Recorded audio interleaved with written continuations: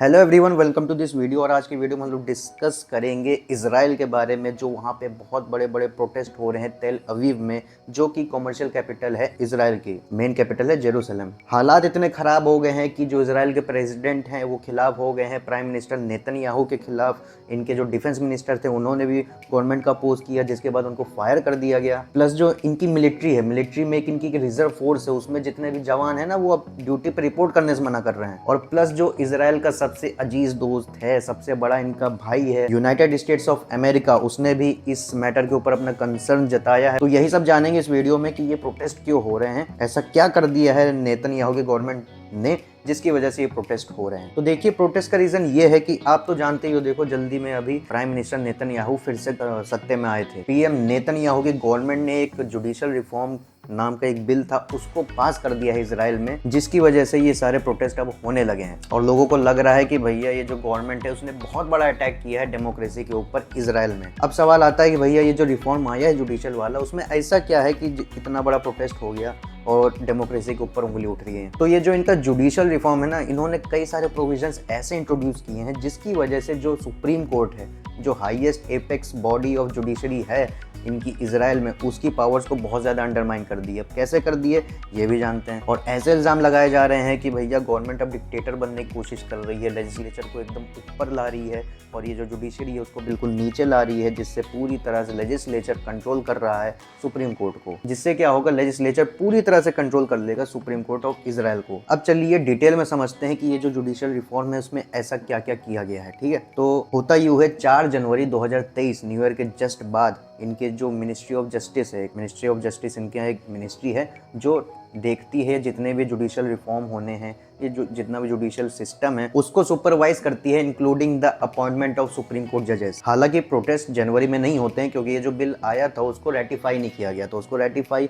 अभी ये कुछ दिन पहले ही मार्च में ही किया गया है और अभी से ये प्रोटेस्ट एकदम से होने लगे हैं। देखिए, पहला चेंज इन्होंने इजराइल की जुडिशियल सिस्टम में ये किया है regarding the appointment of supreme court जजेस। अब इसमें क्या है, जैसे आप जानते हो इंडिया में हमारा सुप्रीम कोर्ट कॉलेजियम है जो अपॉइंट करता है सुप्रीम कोर्ट के जजेस को इंडियन सुप्रीम कोर्ट में, वैसे ही सेम तरीके से मिनिस्ट्री ऑफ जस्टिस जो इजराइल में है एक मिनिस्ट्री है, वो एक सिलेक्शन कमेटी बनाती है। तो ये जो जुडिशियल सिलेक्शन कमेटी है इजराइल की, इसमें क्या होता था पहले की, इसमें 9 मेंबर्स की एक कमेटी बनती थी जिसमें मेंबर्स होते थे सुप्रीम कोर्ट के जजेस जो कि 3 होते थे। इनके अलावा 2 बार एसोसिएशन के रिप्रेजेंटेटिव होते थे, 2 नेसेट के मेंबर्स होते थे। अब नेसेट क्या होता है, जैसे इंडिया में हमारे लेजिस्लेचर को पार्लियामेंट कहते हैं ना, पार्लियामेंट हमारा बाय कैमरल है, 2 हाउसेज हैं, लोकसभा और राज्यसभा। वैसे इजराइल के पार्लियामेंट को नेसेट बोला जाता है, ये यूनिकैमरल होता है और इस कमेटी में नेसेट के 2 मेंबर्स बैठते हैं। इनके अलावा 2 मिनिस्टर और बैठते हैं जिनको अकम्पनी करते हैं इनके लीगल एडवाइजर जो अपॉइंट होते हैं एक इंडिपेंडेंट अथॉरिटी से। और इन मिनिस्टर्स को लीगल एडवाइस लेनी होती है अपने लीगल एडवाइजर से, और जो लीगल एडवाइजर बोलेगा वो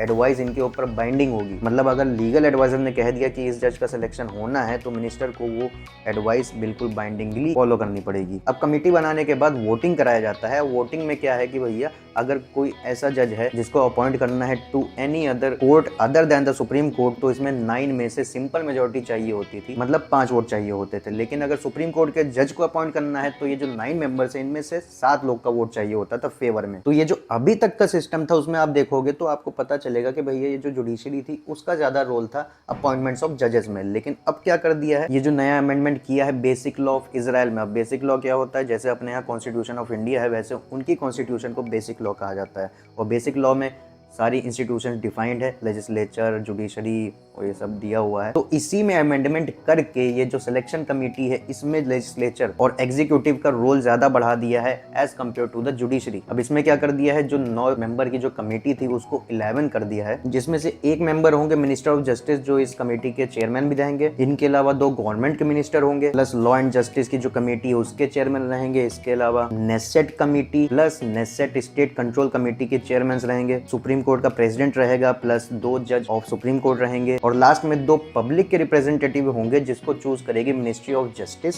और ये जो 2 पर्सन्स होंगे उनमें से एक लॉयर होगा। तो ये है नया system of selection of the जजेस ऑफ सुप्रीम कोर्ट, जजेस ऑफ द लोअर कोर्ट। तो आप इस नए रेजिम में देखोगे भैया ये जो गवर्नमेंट का रोल है ना बहुत ज्यादा है सिलेक्शन कमेटी में, जिसकी वजह से अब अपॉइंटमेंट ऑफ सुप्रीम कोर्ट जजेस और अदर जजेस आप देखोगे तो वो डायरेक्टली कंट्रोल में है अब नेसेट और एग्जीक्यूटिव के अंदर। ये जितना मैंने आपको बताया ये पहला चेंज है। अब जानते हैं दूसरा चेंज क्या किया। दूसरा चेंज किया है regarding the judicial review power of the supreme court. अब इसमें क्या कर दिया है कि भैया अगर सुप्रीम कोर्ट कोई भी मान लो लॉ इनका नेसेट पास करता है, उसको जुडिशियली रिव्यू करती है और उसको स्ट्रक डाउन करती है, तो इस केस में होगा क्या कि नेसेट के पास ये पावर रहेगी कि भैया ये जो जितनी मतलब जो भी सुप्रीम कोर्ट की रूलिंग आई है गवर्नमेंट के अगेंस्ट, उसको अपने लेजिस्लेचर में सिंपल मेजोरिटी से टर्न डाउन किया जा सकता है। और प्लस ये जो सुप्रीम कोर्ट जुडिशियल रिव्यू करेगी उसमें सुप्रीम कोर्ट को फुल बेंच बैठानी पड़ेगी और फुल बेंच में से 80% ऑफ जजेस को हाँ बोलना पड़ेगा लॉ को स्ट्रक डाउन करने के लिए। तो दूसरा रिफॉर्म यही है कि भैया जज भी इन्हीं के बैठेंगे अब, और जो जज बैठेंगे अगर गलती से वो किसी तरह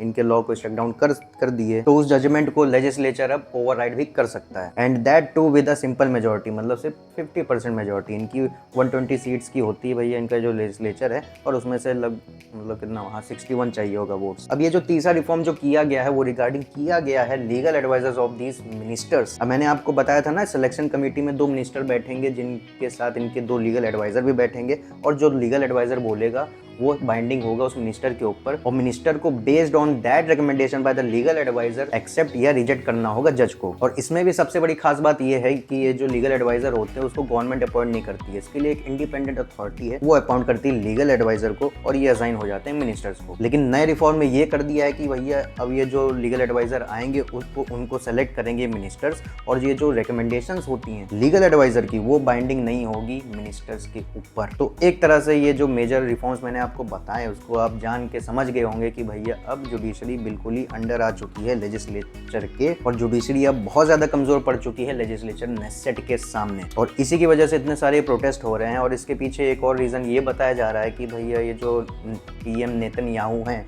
इनके ऊपर करप्शन के चार्जेस लगे हुए हैं, और मोस्ट प्रोबेबली सुप्रीम कोर्ट इनके खिलाफ ही डिसीजन देती जिसकी वजह से इनको काफ़ी बड़ी दिक्कत आने वाली थी, और इसीलिए इन्होंने ये जुडिशियल रिफॉर्म्स लाए हैं ताकि ये सुप्रीम कोर्ट को ही मतलब अपने अंडर कर लें। तो यही था पूरा मैटर। आई होप आपको ये इशू समझ में आया होगा, एंड आई होप आपको ये वीडियो पसंद आई होगी। स्टे सेफ, जय हिंद।